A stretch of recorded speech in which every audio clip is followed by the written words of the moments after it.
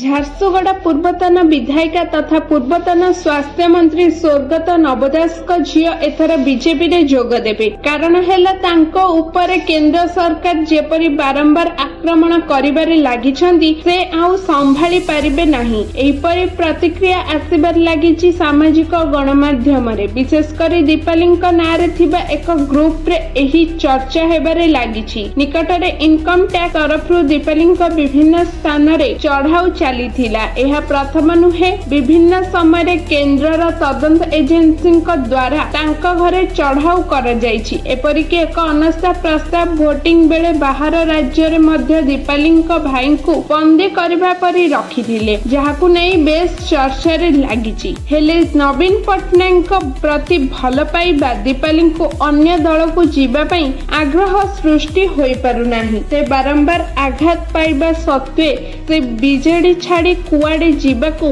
पसंद करू नाहांती। अन्यपटे दीपालींको डकाई धमकेई किपरि निज आड़कू अणा जाई पारिबो से नै बीजेपी बेस चेष्टा करिबार लागिछि। तेबे दीपालींको पई एते बड़ समस्या सृष्टि होईछि ता हेला जे बीजेडी आग अपेक्षा एबे आउ सक्रिय होई पारु नाही। विशेष करी दीपालींको ऊपर बारंबार आघात दिया जाउथिले मध्य बीजेडी जेपरि पदक्षेप ग्रहण करिबा कथा ताहा करि पारु नाही। प्रथमे दल तरफरु समस्त सहयोग दिया जाउथिला, हेले एबे आउ सेही परि सहयोग न मिलिबा दीपालींको पई अडुआ सृष्टि करिछि। Bureau report, around Odisha live.